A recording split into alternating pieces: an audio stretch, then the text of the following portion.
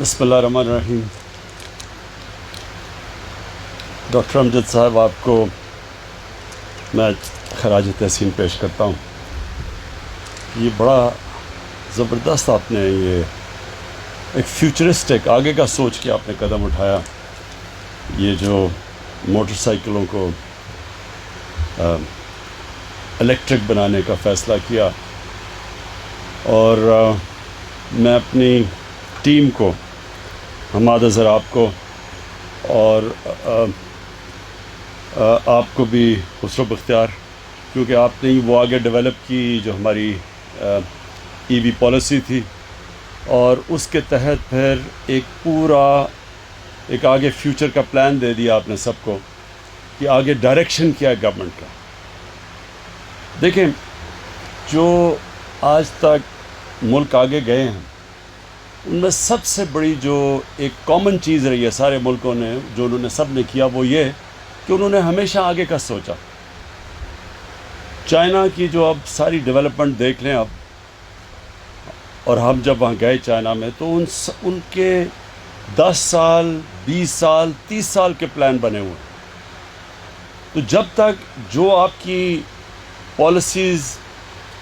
ایک long term نہیں ہوتی، وہ پھر روڈ میپ نہیں ہوتا ملک کے پاس۔ پھر ملک فیصلے کرتا ہے الیکشن ٹو الیکشن، یا ایسے فیصلے کرتا ہے، کوئی جو مافیاز بیٹھے ہوتے ہیں وہ آپ کی پالیسیز چینج کر دیتے ہیں، وہ اپنے فائدہ اٹھانے کے لیے فیصلے کرتے ہیں۔ تو جو ملک کا آگے جو روڈ میپ ہوتا ہے وہ ڈیولپ ہی نہیں ہوتا۔ نبی صلی اللہ علیہ وسلم نے کہا تھا کہ اس دنیا کے لیے اس طرح جیو کہ آپ نے کل مر جانا ہے، اگلی دنیا کے لیے ایسے جیو کہ کل مر جانا ہے تاکہ آپ کے مال اچھے ہوں، لیکن اس دنیا کے لیے ایسے جیو آپ نے 1000 سال زندہ رہنا۔ یعنی آج بیٹھ کے پلاننگ کرو کہ آگے آنے والی جنریشنز کے لیے آپ کس طرح کا ملک چھوڑ کے جائیں گے، ملک کو کیا مسئلے آ رہے ہیں، یہ کیسے حل ہوں گے۔ تو یہ جو ہماری کلین اور گرین پاکستان، اور اس کے اندر ہی فٹ ان ہوتی ہے آپ کی یہ الیکٹرک وہیکلز کی پالیسی، یہ اسی کا حصہ ہے۔ جب آپ یہ فیصلہ کریں گے کہ ہم نے اپنے ملک کی ہوا بھی صاف رکھنی ہے، ہم اپنے پانی اور دریا صاف رکھنے ہیں، ہم نے اپنے شہروں کو صاف رکھنا ہے، تو اس کے لیے کیا آپ کو قدم اٹھانے پڑیں گے؟ جس طرح ہم نے اب 10 بلین ٹری سونامی، درخت اگانے پڑیں گے ملکوں میں۔ پاکستان بدقسمتی سے وہ ملک ہے جس میں سب سے کم ٹری کور ہے، درختوں کا جو ہمارے اس ملک میں جنگلات ہیں وہ سب سے کم ہے، ہندوستان کے ہمارے سے زیادہ ہے۔ اور جو انگریز جنگلات چھوڑ کے گیا تھا وہ بھی ہم نے کم کر دیے، ان کو بھی تباہ کر دیا۔ تو ایک تو ہم یہ درخت اگا رہے ہیں، پھر نیشنل پارکس اپنے علاقے بچا رہے ہیں، کیونکہ آبادی تیزی سے بڑھ رہی ہے، تو جو ہرے علاقے ہیں وہ بچا رہے ہیں۔ شہروں کے اندر اب ماسٹر پلانز بنا رہے ہیں شہروں کے، تاکہ شہروں کا ہم روک سکیں شہروں کو پھیلتے ہوئے۔ یہ تقریباً اسلام آباد ہمارے دیکھتے دیکھتے مری تک پہنچ گیا ہے۔ اس اسلام آباد نے پچھلے 20 سالوں میں 1.5 گنا زیادہ بڑھ چکا ہے، گرین کور کم ہو گیا کیونکہ کوئی پلاننگ نہیں ہے۔ تو اب سے ہم نے سارے شہروں کے ماسٹر پلانز بنا رہے ہیں، کئیوں کے کمپلیٹ ہونے والے ہیں 6 مہینے تک، تاکہ ہم شہروں کو پھر پلان کر سکیں کہ ان کا پانی کا سپلائی کدھر ہوگا، گندگی سے ہم نے کیا کرنا ہے، کیسے ہم نے ٹریٹمنٹ پلانٹس لگانے ہیں۔ مثلا اسلام آباد کے چشمے تھے، سارا سیوریج بن چکا ہے، وہاں نالے بن چکے ہیں، کیونکہ ان کے اوپر کسی نے سوچا نہیں ٹریٹمنٹ پلانٹس پر لگانے کا۔ ریسائکلنگ، پانی کو کیسے بچانا ہے، پانی کے آگے پرابلمز ہیں۔ اور پھر سب سے بڑی چیز پولوشن، جو ہمارے دیکھتے دیکھتے لاہور جو سٹی آف گارڈنز سمجھا جاتا تھا، اور پشاور، یہ دونوں سٹی آف گارڈنز کہا جاتے تھے۔ تو یہ دونوں شہروں میں جو پولوشن لیولز ہیں، خاص طور پہ لاہور میں، وہ اب انسان کی جانوں کو خطرہ ہو گیا۔ یہ اندازہ لگایا جاتا ہے کہ جو لاہور میں جو اس وقت پولوشن ہے، 11 سال اوسط ایک انسان کی زندگی میں کم ہو جائیں گے جو لاہور میں اس پولوشن میں رہے گا۔ تو یہ اس کے امپیکٹس ہیں، ڈینجر لیول سے اوپر پولوشن چلی گئی ہیں۔ کراچی میں بھی یہ حالات ہیں، سمندر کے اندر سارا سیوریج جا رہا ہے، تو یہ اس کے اوپر کیونکہ کوئی لانگ ٹرم پلاننگ نہیں ہے، تو وہ پلاننگ اب پہلی دفعہ ہم پاکستان میں کر رہے ہیں، اور اس کا حصہ ہے پھر سے میں کہوں کہ یہ جو الیکٹرک وہیکلز ہیں، یہ اب آگے ہمیں اپنے شہروں کو پولوشن سے بچانے کے لیے ہمیں اب شہروں کے اندر الیکٹرک بسز لانی پڑیں گی، گاڑیاں لانی پڑیں گی، موٹر سائیکل، سب سے زیادہ موٹر سائیکلز، کیونکہ اس میں زیادہ استعمال ہوتا ہے، زیادہ ان کی انٹینسٹی زیادہ ہوتی ہے، تو یہ بڑا اچھا پازیٹیو سٹیپ ہے۔ اب اس کا ایک دوسرا پہلو ہے، ہم نے جو اور اپنے اوپر ظلم کیا کہ جو اللہ نے اس ملک کو اتنی نعمتیں بخشیں، ہم نے کبھی سوچا ہی نہیں کہ یہ جو اللہ نے نعمتیں بخشی تھی ان سے فائدہ اٹھایا جائے، کیونکہ آسان راستے لے لیے، شارٹ کٹس لیے، امپورٹ چیزیں کر لیں، آسان تھا نا، امپورٹ کر لی، اس پہ پیسے بھی بن جاتے تھے، لیکن جو اس کا نقصان کیا ہوا کہ جو بھی خسرو نے بات کی کہ جو را مٹیریل پاکستان میں ہے اس کو ہم نے کبھی نہیں سوچا کہ ہم اس را مٹیریل کو اس کو استعمال کریں، تو ساری چیزیں امپورٹ کرنے شروع کر دی ہیں، آسان راستہ ہے، لیکن اس کا نقصان یہ ہے کہ ملک غریب ہوتا جاتا ہے، ویلتھ کریشن ہوتی نہیں ہے۔ جب آپ امپورٹ زیادہ کرتے ہیں،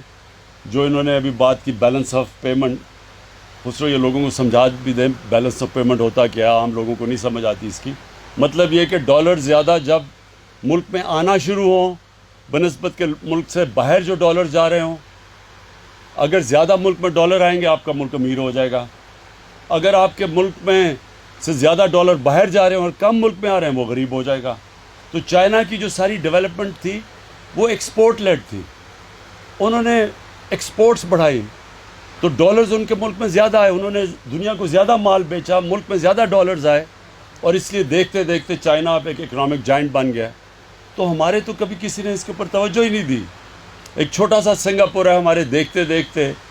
پاکستان کی آج تاریخ میں سب سے زیادہ ایکسپورٹس ہوئی ہیں اس سال، تو ہم 26 ارب ڈالر ہماری ایکسپورٹس ہے، سنگاپور کی کوئی 300 ارب ڈالر ایکسپورٹس ہیں، اس کی 50 لاکھ آبادی ہے، کیونکہ انہوں نے سوچ سمجھ کے پلاننگ کی کہ اگر ہم نے اپنی دولت میں اضافہ کرنا ہے تو ہمیں زیادہ چیزیں باہر بیچنی پڑیں گی بنسبت کے باہر سے امپورٹ کرنی پڑیں گی۔ تو ہمارا یہ بس اب جو اگلا اب ہمارا یہ جو ترقی کا راستہ ہے اس میں اب ہم نے جو آپ کی موٹر سائیکل کے اندر جتنے بھی کوشش کرنی ہے کہ سارے پارٹس، را مٹیریلز پاکستان میں ہوں، ہمارے پاس سب کچھ ہے یہاں، ہم نے پوری طرح اب ہم پوری پاکستان کا منرل میپ بنا رہے ہیں، معدنیات کا نقشہ سارے پاکستان میں کہ کدھر کدھر کیا چیزیں ہیں،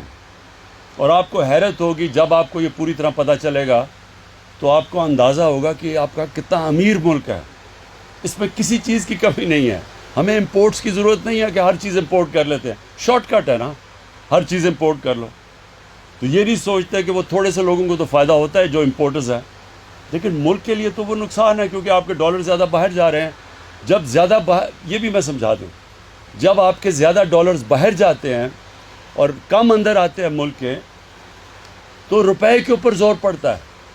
جب ڈالر کم ہوتا ہے تو روپے کی قیمت گر جاتی ہے، ڈالر اوپر چلا جاتا ہے، ڈی ویلیویشن جس کو کہتے ہیں۔ تو جب آپ کا روپے کی قیمت گرتی ہے سب کچھ مہنگا ہو جاتا ہے، غربت بڑھ جاتی ہے، ملک غریب ہو جاتا ہے۔ تو ہمیں اس لیے سارا اپنا جو سوچ ہے وہ بدلنی ہے، ایک نیا روڈ میپ پاکستان کو دینا ہے، جس نے آگے کا سوچنا ہے، جس نے سب سے پہلے اپنے آنے والی نسلوں کا سوچنا ہے۔ یہ جو ماحولیات ہے، ہماری انوائرمنٹ ہے، یہ جو گلوبل وارمنگ ہے، یہ جو پاکستان کو متاثر کرتی ہے، پہلی دفعہ اس پیمانے پہ پاکستان جو سٹیپس لے رہا ہے وہ انٹرنیشنلی اکنالجڈ ہیں۔ مجھے اس کا بڑا فخر ہے کہ دنیا مانتی ہے کہ پاکستان لیڈ ان چند ملکوں میں سے جو لیڈ کر رہا ہے انوائرمنٹ کے اندر، گلوبل وارمنگ کے جو خلاف کیمپین ہے اس کے۔ اب دوسری جو ہماری کیمپین ہے وہ یہ کہ ہم اب ابھی سے اپنی دولت کا ویلتھ کریشن کیسے کریں، دولت میں اضافہ کیسے کریں، وہ کون کون سے ہم نے اب قدم اٹھانے ہیں کہ اب ہماری اکانومی ماشاءاللہ تیزی سے اوپر جا رہی ہے۔ آگے ہمیں کیا مسئلہ آئے گا؟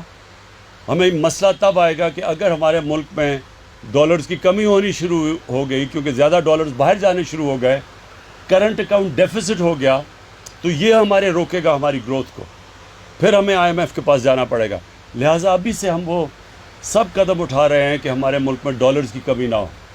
تاکہ ملک میں ہماری گروتھ ریٹ افیکٹ نہ ہو، اور اس کے لیے ہر وہ چیز کرنی ہے ہم نے جو چیز ہم پاکستان میں بنا سکتے ہیں وہ کریں، جو را مٹیریل پاکستان میں جو اویلیبل ہے اس کو استعمال کریں، اور ساری انویسٹمنٹ اس طرح کریں کہ پاکستان سے ہم چیزیں ایکسپورٹ کر سکیں، انڈسٹری بھی، انویسٹمنٹ بھی جو باہر سے پاکستان میں آئے، اس کا مقصد یہ ہو کہ پاکستان سے باہر کتنی چیزیں ایکسپورٹ کر سکتی ہے وہ، اور یہ ہمارا دوسرا ہے۔ اور انشاءاللہ مجھے جو تیسری چیز بڑا اس ملک کے لوگوں کے اوپر پورا اعتماد ہے کہ جب بھی اس ملک کے لوگوں کو ٹیسٹ کیا گیا ہے، جب بھی ہم نے مشکل وقت آیا، زلزلہ آیا، ہمارا فلڈز جب آئے 2010 کے، تو جب بھی لوگوں کو اس ملک کے ٹیسٹ کیا گیا تو لوگ ہمیشہ، ہمارے لوگ، ان میں وہ کھلے دل کے لوگ ہیں، جنراسٹی ہے۔ اگر آج ٹیکس نہیں دے رہے تو اس کی بہت بڑی وجہ یہ ہے کہ ان کو یہ اعتماد ہی نہیں ہے کہ ہمارا ٹیکس صحیح طرح استعمال ہوگا۔ ان کو اب اعتماد بحال کر رہے ہیں کہ ان کا ٹیکس ان کے لیے، اپنے خرچے کم کر رہے ہیں، فضول خرچی کم کر رہے ہیں۔ یہ جو پروٹوکول کے اوپر ہم پیسے خرچ کرتے ہیں، اپنے سے شروع کر رہے ہیں نا، اپنی مثال سے، وہ پروٹوکول کے پیسے ہم پورا بچا رہے ہیں۔ اپنے پرائم منسٹر ہاؤس اور پرائم منسٹر سیکریٹریٹ صرف 3 سال میں 108 کروڑ روپیہ ہم نے ان 2 ہاؤسز کا کم کیا ہے،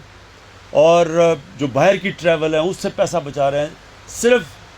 اپنے ٹیکس پیئر کو یہ بتانے کے لیے کہ آپ کے ٹیکس کی ہم قدر کرتے ہیں، ہم آپ کا ٹیکس آپ کے اوپر خرچ کریں گے بنسبت اپنے اوپر خرچ کرنے کے لیے۔ تو جیسے جیسے ان کا یہ اعتماد بحال ہوتا جائے گا، انشاءاللہ ہماری ٹیکس کلیکشن بڑھتی جائے گی، ملک کی دولت میں اضافہ ہوتا جائے گا، ملک اپنے پیر پہ کھڑا ہو جائے گا۔ یہ جو ہمارے ذہن میں ایک غلامی آئی ہوئی ہے کہ جب تک ایڈ نہیں آتی، باہر سے امداد نہیں آتی یا قرضے نہیں آتے، ملک نہیں چلے گا۔ ملک کا پرائم منسٹر باہر جاتا ہے تو پہلی چیز پوچھتے ہیں جی کتنے پیسے لے کے آئے، کتنی جی امداد ملی، کامیاب دورہ۔ اچھا، کامیاب دورہ کیا ہوگا کہ پیسے لے کے آ گئے، بھیک مانگ کے کسی سے پیسے لے کے آ گئے۔ جب تک یہ ذہنی غلامی سے نہیں ہم نکلیں گے، جب تک انسان اپنے پیر پہ نہیں کھڑا ہوتا، اس کو پتہ ہی نہیں چلتا کہ اس کے اندر اللہ نے کتنی طاقت دی ہے۔ جب تک وہ وثاقیوں سے چلتا ہے، وہ کبھی اس کے اندر زور نہیں آتا۔ تو وہ پاکستان اب تیسرے راستے پہ نکل گیا اپنے پیر پہ کھڑے ہونے کے لیے، اور انشاءاللہ آپ دیکھیں گے دنوں میں کہ یہ ایک مہینوں میں، سالوں میں، کہ یہ کتنا بڑا عظیم ملک بنے گا۔ ڈاکٹر امجد، آپ کو اور آپ کی ٹیم کو میں پھر سے مبارک دیتا ہوں، خراج تحسین پیش کرتا ہوں، اور انشاءاللہ آپ کی حکومت پوری مدد کرے گی کہ اور ہم کیسے آپ کو مضبوط کر سکیں۔ شکریہ۔